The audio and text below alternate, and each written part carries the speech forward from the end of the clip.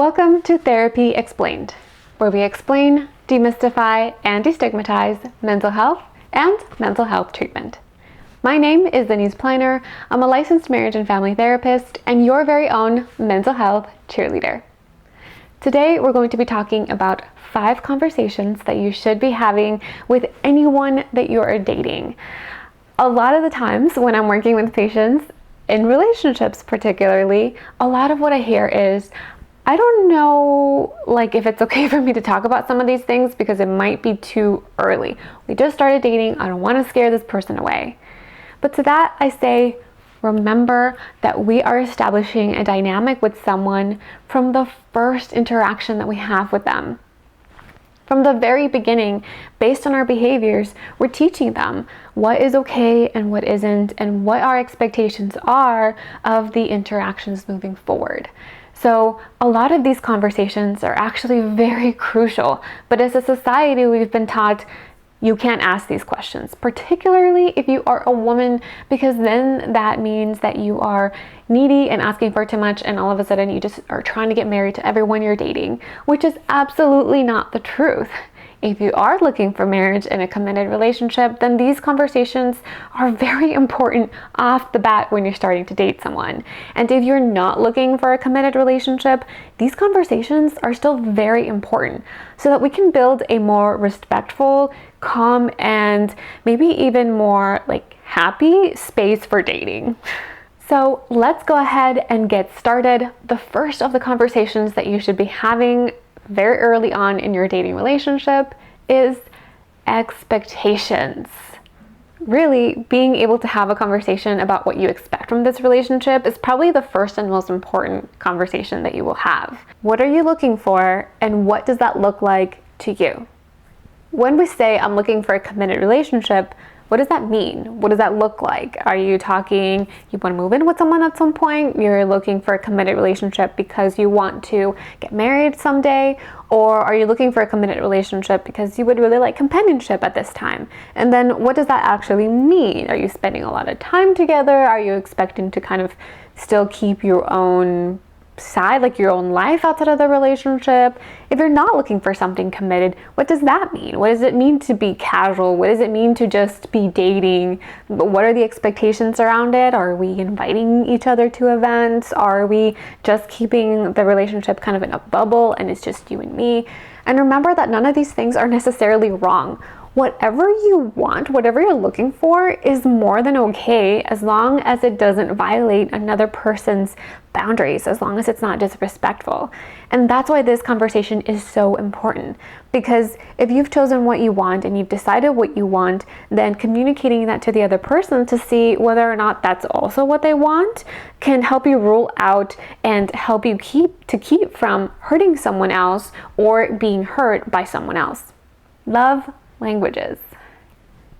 A lot of new couples and just new people have been having conversations about love languages in the past couple of years, and it's great. It's worked because we can actually talk to someone about how we like to be loved. How do we receive love and how do we show love? Now, that is not just enough to say, I really like physical affection, that's my love language, or my love language is, gift receiving or gift giving. And that's what's important, right? Knowing what those are is good, but then communicating, I actually like to give gifts, but I feel uncomfortable receiving them. So my giving love language is gift giving, but my receiving love language is actually words of affirmation or physical affection. So knowing what those are, communicating that to the person that we're dating so that they can understand that.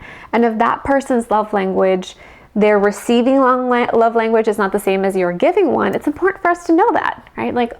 They don't really receive love in this way. They might be able to appreciate it, but it doesn't mean as much to them as if I met them where their love language was at. So learning what that is for ourselves and for the person that we're dating can be helpful so that we can, if we wanted to, meet them where they're at and hopefully and ideally also be met where we're at. Boundaries. Boundaries are my favorite thing to talk about at any time. If you stop me in the street and you ask me about boundaries, I will talk to you about boundaries for hours on end. Now, I won't do that today, so let's just keep it short. Boundaries. What kind of boundaries are we talking about when we're dating someone? Well, remember that first conversation about what our expectations are? That also means what our boundaries are within that relationship, again, or non-relationship.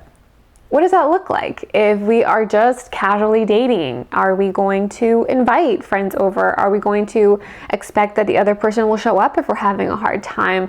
Can we just call them up, or do they need 2 or 3 days in advance? Or do we need 2 or 3 days in advance? Do we want them to be around our family and friends? Do we want them to be around our coworkers? Would we invite them to parties? So what are the boundaries around that? And not just that, but then also physical boundaries. Are you comfortable with kissing, hugging, hand-holding, cuddling in public or in person? Is this a strictly sexual relationship where we're not really dating, we're not really like cuddling or holding hands in public? This is more of a physical affection in private kind of thing. And then of course, even if it is a sexual relationship, purely a sexual relationship or not, it's also important to have conversations about that too. That's how we create safe relationships. Even if they're not committed, even if we're not trying to marry someone, having a safe relationship is key for ourselves and for the other person, so that we understand the boundaries and respect them for one another. Personal and professional goals. Gaining a good understanding of what their professional and personal goals are helps us also have a better idea of their overall worldview, expectations, and goals, right? So like, where are they headed? If someone is communicating to us that their job is extremely important and that getting a promotion or getting a particular job is their main focus, that also communicates to us where we might fall in priorities there and whether or not we're okay with that. If they're saying, I would like to move someday, that's also important, right? If their personal goal is to move somewhere else, do you see yourself moving? Does it really matter? If you're looking for something casual, that might actually be a good thing. If you're looking for a more committed long-term kind of situation, something to take into account. So this information doesn't mean it has to be a make it or break it, but that again is information for you to be able to ask yourself, does this work with what I say I want in my relationship or in the type of relationship that I want to build with this person? And it doesn't again have to be just professional, right? It can also be personal. You know, what are they looking for at some point? Do they want to have kids at some point? Do they want to live near family? Do they want to travel the world? Is there something that they're hoping to accomplish? Learn a new language? What drives them? What are they interested in? So that you can start to also figure out if that's going to be a good fit depending on what you're looking for. Some of these things might not be as relevant if you are not looking to build a life with someone, but probably still important so that you know where at some point they might be headed. Your non-negotiables. It might be helpful to come up with a list of what these non-negotiables are if you don't have them already. And if you haven't heard of what a non-negotiable is, this is a list of things that you're not willing to compromise on when you're dating someone. This could be, and usually most of the time are, connected to your personal values. So perhaps you want someone who understands and appreciates and respects how the experience of being a BIPOC adult is like here in the US and in the world, who aligns with you in social justice issues, perhaps someone who wants children, perhaps someone who shares your religion. What are your non-negotiables when you are dating? Are you looking for someone who is more open-minded and shares those values with you? That's important to have, because if they don't align in that, even a casual relationship can become unpleasant, because at some point that stuff is going to come up. You might mention something, you might not be able to meet up for a hookup because you're planning on doing something else, and they might comment on that. And so that's important to know.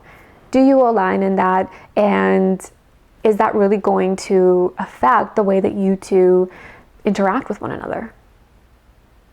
Now, you might be asking yourself, okay, so do you expect me to sit down with them on our first date and just ask these questions one by one, or have these conversations one by one? No, that would be probably a little impersonal and might feel too much like an interview on your first date.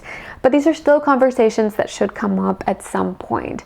Having them naturally being inquisitive about all of these things can be helpful for two reasons. Number one, it helps set you up to get what you want. It helps kind of lead you to find what will be the best fit for you. But number two, it can also communicate to the other person that you're a safe person to be around. They can tell you these things, and that it doesn't mean that you're gonna ghost them or judge them or disrespect them based on these things, but that you are someone who is genuinely interested in figuring out where the two of you are and whether or not it's a good fit, with no reflection on your values as a person, right? Or your value as a person. Doesn't mean you're good or bad, just that it doesn't fit, or perhaps that it does, which is great. So these conversations are really good to have, and to kind of just pull at some of these things as they pop up. These conversations also kind of demand to be had themselves as you continue to date someone.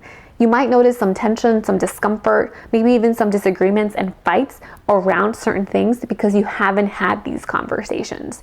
It could be you had a birthday party and you didn't invite me, and that's because we haven't had conversations about what the expectations are of the relationship and what the boundaries are of the relationship. You said you wanted to have a casual hangout and I haven't seen you in 3 weeks, or a casual relationship, like sexual, just purely sexual relationship, and I haven't seen you in 3 weeks. And that bothers me. Well, there was no conversation about the expectation of that. Or I want this to be a purely sexual relationship, but I also don't want you to tell me about who else you're seeing, or I do want you to tell me who you're seeing. So again, all of this stuff kind of will come up naturally anyway, but it might be helpful for you to proactively start some of these conversations as you're spending time with them, and let it happen organically. But now that we've had this conversation today, they're going to be in the back of your mind, and you might notice like, oh, this might be a good time to talk about this. Let's have this conversation.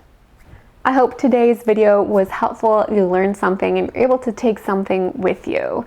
If you did, if you enjoyed it, please give this video some love by giving it a thumbs up, sharing it, liking it, commenting on it, whatever feels most authentic to you. If you haven't subscribed to the channel, also make sure that you do. And thank you so much for watching. As always, I'm cheering for you.